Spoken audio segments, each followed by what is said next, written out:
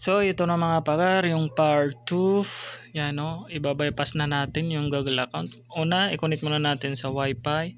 Tapos na connect na, i-click natin yung dot, yung ganyan. Tapos nearby, sundan nyo na lang yung nakikita nyo sa videos. So yan, click nyo lang yung continue, allow. So yan, click mo na lang yan. Pag lalabas dyan yung 3 dot, i-click mo yung sa taas 3 dot, tapos share article. Tapos yung Chrome, click mo lang yung Chrome. So yan, pag na-click mo, tayin mo lang siya, naglo-loading pa. So nakahanda na yung isang cellphone ko. Gagamitin din natin yan. Gagamitin natin pang bypass.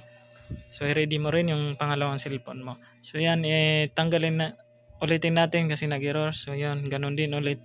Pin mo lang yung Google Chrome. So yan, i-type mo lang yung Be-in-room.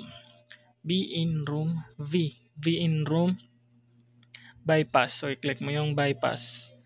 Yan, tapos click mo lang yung Be-in-room bypass Google account 2024. So yan, may lalabas yan. I-click mo yung settings. Open. Pag na-open mo, punta ka naman dito sa home screen and lock screen. Yan. Click mo. Then yun, punta ka naman sa home screen layout. Click mo. Yan. Lumabas na yung home screen na. So kung makikita mo, hindi pa yan na-open kasi wala pa yung home button niya, 3 dot, at saka hindi siya may slide down. So kapag pinatay ulit yan, babalik din sa dati. So punta tayo dito sa tools, tapos clone phone. Pag click natin yung clone phone, i-ready na natin yung isang cellphone natin. So sa ibang mga cellphone, kung Oppo, mayroon na yan naka-install. Pero at saka Realme, pero kung ibang unit, Samsung, Vivo, wala pang naka-install dyan na clone phone, then install nyo na lang sa Play Store. Mahanap nyo doon, tapos pag na-install na nyo, punta lang kayo doon sa clone phone. Dito, open ko lang yung clone phone nito kasi may naka-build in na dito sa Oppo. Yun, clone phone. So, i-click ko lang yung old phone sa dating cellphone. Tapos dito naman sa kabila ay yung new phone. Yan, new. Tapos allow lang. Sige, click mo lang kahit ano dyan.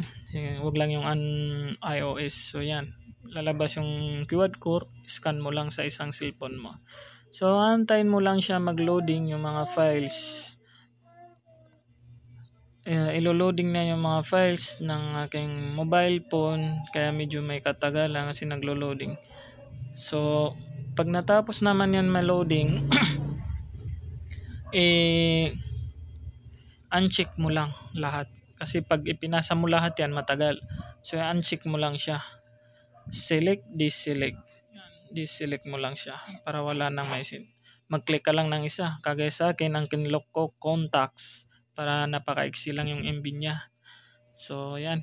Kahit ano lang isend mo lang sa kanya. Basta mag-send lang. So yan, nag-send na siya. So yan, 100% transfer complete. So antayin mo lang, may lalabas dyan. Ayan. So okay, next mo lang. Pili ka anong gagamitin mo. Navigation. Next. So yan, skip natin. Tapos next. Realme. Tapos yan, get started. So yan, okay, gumana na. Kung mapapansin nyo, mayroon na siyang home at saka yung 3 dot sa gilid. Yon, tapos yan, mayroon na siya.